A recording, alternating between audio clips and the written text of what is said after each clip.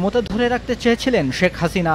দেশ ছাড়ার আগে সোমবার সকাল 10:30 থেকে প্রায় 1 ঘন্টা রাষ্ট্রীয় বিভিন্ন বাহিনীর শীর্ষ কর্মকর্তাদের চাপ দিয়েছিলেন তিনি। তবে পরিস্থিতি যে একেবারেই নিয়ন্ত্রণের বাইরে সেটা তিনি কিছুতেই মানতে চাচ্ছিলেন না। পরে পরিবারের সদস্যদের বোঝানোর পর পদত্যাগে রাজি হন।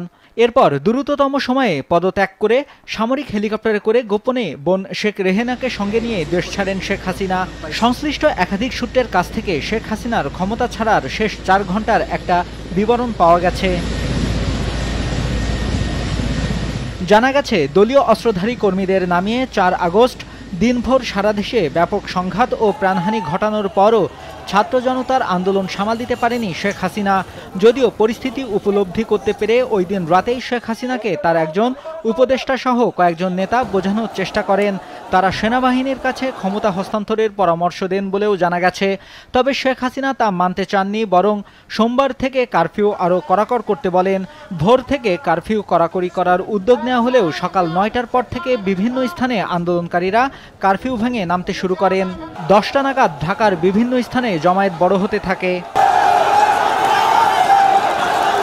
বিভিন্ন বাহিনীর উচ্চ পর্যায়ের একাধিক সূত্র থেকে জানা গেছে, সকাল 10:30টার দিকে 3 বাহিনীর প্রধান ও পুলিশের মহাপরিদর্শককে গণভবনে ডাকা হয়। নিরাপত্তা বাহিনী কেন পরিস্থিতি সামাল দিতে পারছে না সেটার জন্য ক্ষোভ প্রকাশ করেন।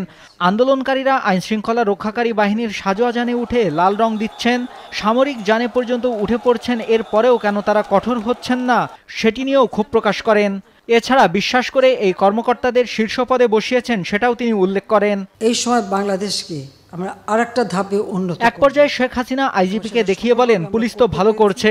তখন আইজিপি জানান, পরিস্থিতি যে পর্যায়ে গেছে তাতে পুলিশের পক্ষে আর বেশি সময় এরকম কঠোর অবস্থান ধরে রাখা সম্ভব নয়। ওই সময় শীর্ষ কর্মকর্তাদের পক্ষ থেকে বোঝানোর চেষ্টা করা হয় বল প্রয়োগ করে এই পরিস্থিতি সামাল দেওয়া যাবে না, কিন্তু শেখ হাসিনা সেটা মানতে চাচ্ছিলেন না। তখন কর্মকর্তারা শেখ রেহেনার সঙ্গে আর এক কক্ষে আলোচনা করেন। তাকে পরিস্থিতি জানিয়ে শেখ হাসিনাকে বোঝানোর অনুরোধ করেন। শেখ রেহেনা এরপর বড় বোন শেখ হাসিনার সঙ্গে আলোচনা করেন, কিন্তু তিনি ক্ষমতা ধরে রাখতে অনড় থাকেন। এক পর্যায়ে বিদেশে থাকা সজীব অজের জয়ের সঙ্গে ফোনে কথা বলেন একজন শীর্ষ কর্মকর্তা। এরপর জয় তার মায়ের সঙ্গে কথা বলেন। তারপর শেখ হাসিনা পদত্যাগে রাজি হন। তিনি তখন একটা ভাষণ রেকর্ড করতে চান জাতির উদ্দেশ্যে প্রচারের জন্য। ততক্ষণে গোয়েন্দা তথ্য আসে যে বিপুল সংখ্যক ছাত্র জনতা শাহবাগ ও উত্তরা থেকে গণভবন অভিমুখে রওনা হয়েছে। দূরত্ব বিবেচনায় 45 মিনিটের মধ্যে শাহবাগ থেকে গণভবনে আন্দোলনকারীরা চলে আসতে পারে বলে অনুমান করা হয়। ভাষণ রেকর্ড করতে দিলে গণভবন থেকে বের হওয়ার সময় নাও পাওয়া যেতে পারে। এই বিবেচনায় শেখ হাসিনাকে ভাষণ রেকর্ডের সময় না দিয়ে 45 মিনিট সময় বেঁধে দেওয়া হয়। এরপর ছোট বোন রেহেনাকে নিয়ে তেজগাঁওয়ের পুরনো বিমানবন্দরের হেলিপ্যাডে আসেন শেখ হাসিনা। সেখানে তাদের কয়েকটি লাগেজ ওঠানো হয়। এরপর তারা বঙ্গভবনে যান।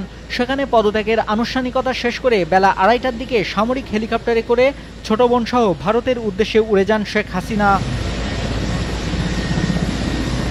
জানা